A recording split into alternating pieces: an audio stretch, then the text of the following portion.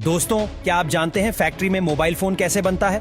और क्या आपको पता है फैक्ट्री में एक फोन को बनाने में कितना वक्त लगता है और कैसे फैक्ट्री में फोल्डिंग फोन को बनाया जाता है? अगर आप भी जानना चाहते हैं तो चलिए हमारे साथ बने रहिएगा वीडियो में एंड तक। फैक्ट्री में वन प्लस के फोन्स को बनाने के लिए सबसे पहले इसकी आउटर बॉडी को तैयार किया जाता है, जिसमें एल्यूमिनियम की एक बड़ी सी शीट को कटिंग मशीन की मदद से कई छोटे छोटे टुकड़ों में कट कर लिया जाता है। इस सीट में जरूरत के हिसाब से पेंच के लिए कई जगहों पर होल भी किया जाता है और कट भी कर लिया जाता है। अगले स्टेप में इन स्टील शीट के एजेस को और शार्प कर लिया जाता है। अब इन्हें एक बार पानी से वॉश कर लिया जाता है, जिसके बाद यह बनकर तैयार हो जाते हैं। अब बॉडी के बाद बारी आती है वन प्लस के स्क्रीन की, जिसके लिए ग्लास को मोबाइल के साइज के हिसाब से कट कर लिया जाता है। अब इन्हें एक स्टैंडर्ड शेप देकर उसे ऊपर से पॉलिश किया जाता है। और अब बारी आती है इनके क्लोनिंग की, जिसके लिए इन्हें पानी से साफ किया जाता है। और अब साफ करने के बाद इस स्क्रीन पर कोटिंग की जाती और इसे फाइनल स्टेप में पहुंचा दिया जाता है, जिसके बाद यह पूरी तरह से बनकर तैयार हो जाते हैं।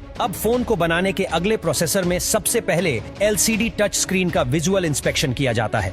यह एक इम्पोर्टेंट रोल इसलिए भी प्ले करता है क्योंकि स्मार्टफोन की ज्यादातर चीजें इसी पर डिपेंड करती है। अब अगले स्टेप में इन स्क्रीन को कन्वेयर बेल्ट की मदद से आगे भेज दिया जाता है, जहां इनके चारों तरफ गम लगाकर उसे मोबाइल की बॉडी और टच पैनल को आपस में जोड़ दिया जाता है। अब बारी आती है PCB यानी कि प्रिंटेड सर्किट बोर्ड को इसमें फिट करने की, जिसके लिए PCB पर सारे के सारे इलेक्ट्रिकल पार्ट्स फिट कर दिए जाते हैं बहुत अच्छे तरीके से। और अब इनकी सोल्डरिंग कर दी जाती है, लेकिन इस प्रोसेसर में कोई पार्ट डैमेज ना हो जाए इसके लिए ऊपर से पेपर टेप लगा दिया जाता है। अब सबसे इंपॉर्टेंट पार्ट में बारी आती है कैमरे की। उसके बिना तो हमारा मोबाइल अधूरा है, जिसके लिए कई लोग बड़े महंगे महंगे फोन खरीदते हैं, तभी तो सोशल मीडिया में वो अपने आप को चमका पाएंगे। खैर, इस PCB बोर्ड पर फ्रंट और बैक कैमरे को फिट कर दिया जाता है और अगले स्टेप में PCB पर वाटर लेवल पेस्ट किया जाता है। यह एक व्हाइट कलर का स्टिकर होता है और इसी से मोबाइल की सर्विसिंग के वक्त पता चल जाता है कि मोबाइल पानी में गिरा है या फिर नहीं गिरा है, या फिर जो कस्टमर है वह बेवकूफ बना रहा है, क्योंकि पानी में गिरने के बाद इसका कलर व्हाइट से बदलकर रेडिश पिंक हो जाता है।